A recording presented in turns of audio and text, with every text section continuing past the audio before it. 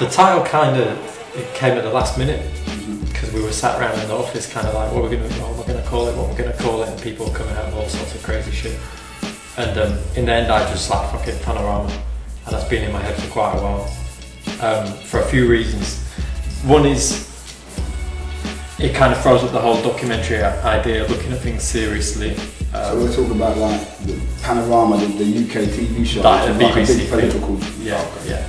So kind of looking at things with that kind of perspective, being serious about things, looking at serious issues, but also a viewpoint that is respected and a viewpoint that is well thought out, not some kind of la-di-da hip-hop politics. But also I did a record called The Travel Show. So it kind of followed on, it kind of followed on from that. You know, not that I'm trying to do a TV program theme with everything I do, but it kind of followed on. I kind of like that connection as well. And then the other meaning that Panorama is a wide angle view. So as well as a kind of a viewpoint of politics and what's going on in the world, it also refers to the outdoors and looking at things from a vantage point.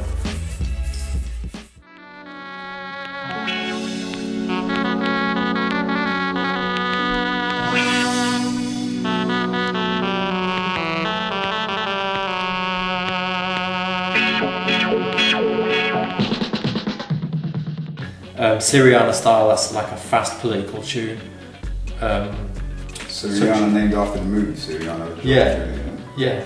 I watched that the day before. Hey, we need to speak out and control our fate. You see, I make that dough, plus I make your weight on bated breath. Your praise is next. See, our leaders align, that's why I'm vexed. But Syriana style, that has a point of view. That's my point of view. That's what I think about Bush. That's what I think about Blair. That's what I think about what's going on in the world. And it's like Syriana. It's almost like the style of Syriana.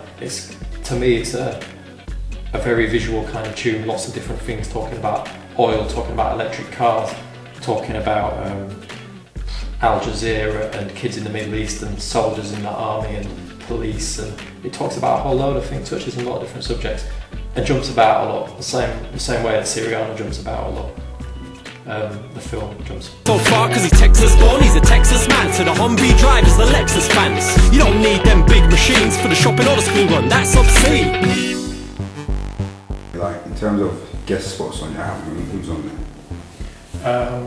Double H, who's a new guy from Watford, who's working with the Denton Records, kind of crew for a while, for Beggars, and then What track is it? on the album he's on a track called Anti-Grey, which is a track that's kind of about immigration, but it's about the way that English people see themselves and the way that they look upon immigrants as well, and the way that English people look at other cultures. And it's kind of a really subtle look at that issue.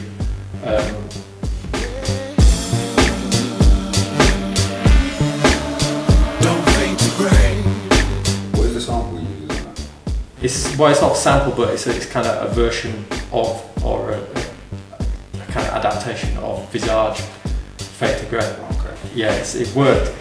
Ben Grimm actually came with the hook and was like, yeah, I've done this tune. And then he says to me, you know that the hook from that Visage tune actually works. So it's kind of like, oh, okay. Well, I've not really done a tune that does that kind of adaptation of a pop song, which is what a lot of hip hop does now. A lot of mainstream hip hop does that. So I was like, okay, well, let me give that a go, because it's an interesting little angle. Plus I wanted to get a singer or something as well, so it was nice to do that because it added another element. United States, I'm sorry to tell you, you more than anybody have to grasp this central truth. That the flaw at the heart of the crisis between East and West, between the Muslim world and the rest, is the half-century or more of injustice visited upon the Palestinian people, paid for, organised, and armed by the United States. Yeah, so this was just this was saying the things I was talking about on the grip on the first album. It's not like a part two, but this is just a continuation of the scenarios that I'm talking about. The grip of Western, the grip of Western power. Tell us about the story behind that. How did you go about writing that lyric? I think I was just angry when I wrote that tune. I just sat down and wrote it. It's just it's almost train of thought, you know. But it wasn't like I said, oh, I want to write a tune called this. That title actually came much later. It was just something I've been thinking about, and I think what pushed me to write it is, in the media they have this thing where, and the British media I think particularly, probably more than most other countries, where if you try and explain something, they say you're trying to glorify it. And I could never get my head around why people say that. It's like, if you're trying to see something from someone's perspective, whether you think they're a bad person or a good person, then surely it's a helpful thing to try and understand what motivates them, because if you can understand what motivates a suicide bomber or a rapist or a thief or whatever, then you can try and do something about addressing that situation. You can do your part to try and make sure those things don't happen.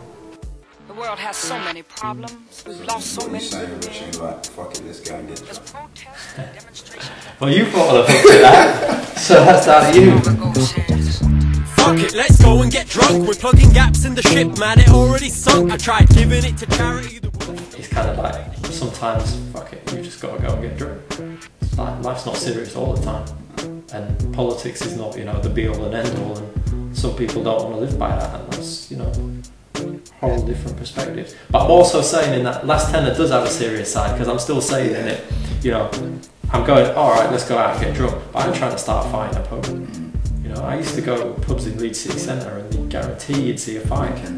Every flipping weekend you guarantee you'd see a fight. We used to hang about outside the pub on a Friday night before we could even go in, and you see fights all the time. So I'm kind of saying, cool, let's do the British culture, let's do the lager loud thing, and let's do the drinking and getting drunk and all that and enjoy it, but it don't mean you've got to do it at other people's expense.